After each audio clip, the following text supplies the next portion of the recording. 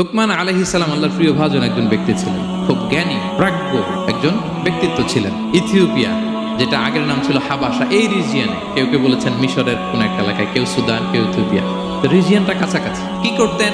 বেশিরভাগ তাফসিরে এসেছে তিনি মেষ পালক ছিলেন, ছাগল চড়াতেন, এবং তিনি দাস ছিলেন। মুক্ত জীবন তার ছিল না। তিনি একজন মনিবের আন্ডারে তার ছাগলগুলো মরুভূমিতে যেয়ে চড়াতেন। মজার ব্যাপার হচ্ছে, সারা দুপুর, সারা বিকেল, সারা দিন ছাগল চড়িয়ে আসার পরে লোকমান যখন বাসায় ফিরে আসতো, তখন এলাকার লোকজন সবাই লোকমানের কাছে জড়ো হতো, আর উনি তাদেরকে তার প্রজ্ঞা, তার বিজ্ঞচিত কথাগুলো শেয়ার করতেন, শোনাতেন, এগুলো বলতেন। এগুলো দেখে লোকমানের মালিক অবাক, কিরে, আমার কাছে এলাকার কেউ আসে না, কিন্তু আমার দাস দেখতে কুৎসিত কালো, এই লোকমানের কাছে সবাই এসে ঘিরে থাকে, কি ওর কাছে কি পায়, কি আছে ওর কাছে? তো শ্রোতাদের কয়েকজনকে ডেকে বললো, ঘটনা কি, তোমরা সবাই লোকমান সন্ধ্যাবেলায় ফিরে আসলে তার পাশে জড়ো হও কেন, কি পাও, কি ওর এত বিজ্ঞতা, এত জ্ঞান, এত প্রাজ্ঞতা কিসের দেখি? তো আজকে সন্ধ্যাবেলায় ফিরছে, উনি বলতেছে, ইয়া লোকমান, একটা ছাগল জবাই করো, ওয়া আখরিজ মিনহা আতিয়াবা মুদগাতাইন, এবার এই ছাগলের সবচেয়ে শ্রেষ্ঠ দুইটা অঙ্গ কেটে নিয়ে আসো, যাও।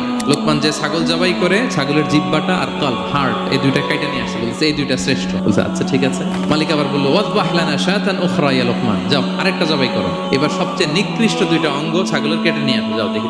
আখরাজাল লিসানা ওয়াল কলব, সে আরেকটা ছাগল জবাই করে আবার জিহ্বা আর হার্ট, কলব কেটে নিয়ে আসছে, বলছে এই যে এটা সবচেয়ে নিকৃষ্ট। তো মালিক বলে, মা হাযা ইয়া লোকমান, শ্রেষ্ঠ দুইটা অঙ্গ কাটতে বললাম, জিহ্বার কলিজা হৃদয় কেটে নিয়ে আসলাম, বললাম সবচেয়ে নিকৃষ্ট দুইটা অঙ্গ কাটো, আবার জিহ্বার এটা কেটে নিয়ে আসলাম। লোকমান বলতেছে, জিহ্বা আর হৃদয় যদি শ্রেষ্ঠ হয়, কলব যদি শ্রেষ্ঠ হয়, এর চেয়ে শ্রেষ্ঠ অঙ্গ আর হতে পারে না। আর জিহ্বা আর কলব যদি খারাপ হয়, মানুষের মুখ আর হৃদয় যদি খারাপ হয়, এর চেয়ে নিকৃষ্ট অঙ্গ আর হতে পারে না।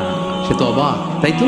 মালিক অবাক হয়ে গেল, তাই তো লোকমান, আসলেই তুমি অনেক প্রাজ্ঞ, অনেক বিজ্ঞ, যাও, তোমাকে আমি আর এই বন্দিত্বের মধ্যে আটকে রাখতে চাই না, তোমাকে আমি এই ভালো কথাগুলো গণমানুষের কাছে পৌঁছে দেওয়ার জন্য আজ থেকে তোমাকে লোকমান আমি আজাদ করে দিলাম।